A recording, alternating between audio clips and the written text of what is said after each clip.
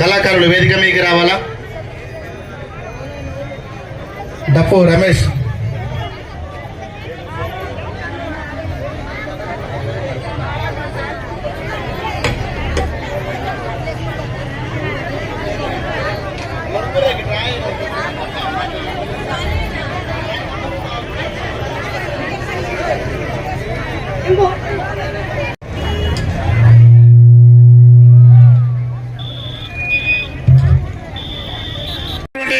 మన భారత ప్రధానికి కృతజ్ఞతగా మనం బీజేపీకి ఓటేయాలి. అదే రకంగా పక్కన ఉన్నటువంటి మహారాష్ట్రలో చూసి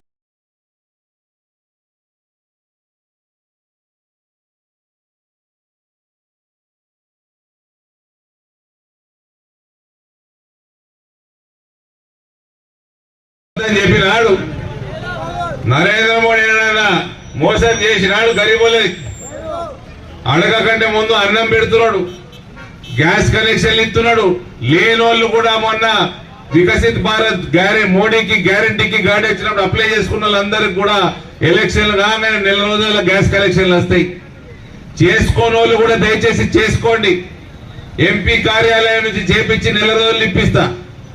నేను మీ అందరికీ వాగ్దానం చేస్తున్నా, మళ్ళా యాద పెట్టుకోండి. ఎవరెవరికి కొత్త రేషన్ కార్డులు రాలేదు, నరేంద్ర మోడీ పథకాలన్నీ రేషన్ కార్డు తోటి ముడిపడి ఉన్నాయి. కాబట్టి ఎలక్షన్లు కాగానే 3 నెలల లోపల కేంద్ర ప్రభుత్వం నుంచి ఒత్తిడి తీసుకొచ్చి రాష్ట్ర ప్రభుత్వం మెడలు వంచి రేషన్ కార్డు రాని వాళ్ళందరికీ కూడా రేషన్ కార్డులు ఇప్పిస్తాం. రావడం జరిగింది. అట్లా ఈడ 2 కేంద్రీయ విద్యాలయ స్కూల్ మన పిల్లలకి నిజామాబాద్ అయిపోయింది. బోధనలు వచ్చే సంవత్సరం ఓపెన్ అవుతున్నది. 7 రైల్వే ఓవర్ బ్రిడ్జ్లు.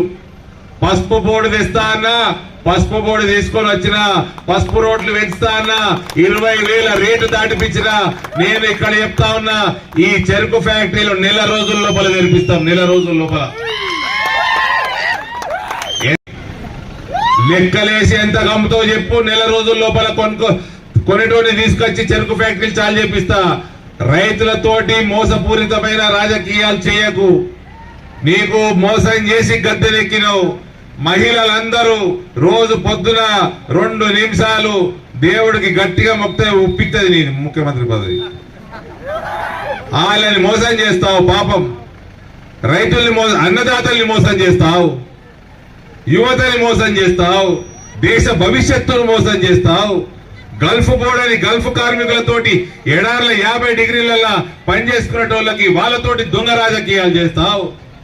ఎట్లా ఉంటావు ముఖ్యమంత్రిగా? నువ్వు పచ్చి మోసగాడివి. నువ్వు ఎట్లా కంటిన్యూ అవుతావు ముఖ్యమంత్రిగా?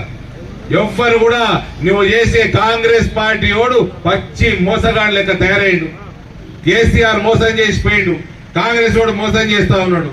ఇవాళ ఈ దేశం ఎవరైనా మనం అన్నం తింటున్నాం, జర చల్లగా కడుపు నిండా అన్నం తింటున్నాం అంటే అది కేవలం నరేంద్ర మోడీ నాయకత్వం వల్ల ఆయనకు జరుగుతున్న ఎన్నిక.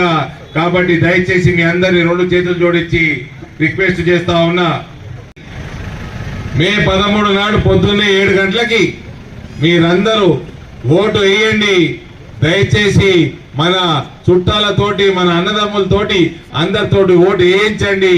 ఎన్ఆర్ఐ సోదరులు కూడా కోరుతా ఉన్నా, దయచేసి అందరితో మాట్లాడి ఓట్లు వేసి పెద్ద ఓటింగ్ సంఖ్య పెంచాలని కోరుకుంటూ, పెద్ద మెజార్టీ తోటి నరేంద్ర మోడీ గారిని గెలిపించాలని కోరుకుంటూ సెలవు తీసుకుంటా ఉన్నాను. భారత్ మాతాకి.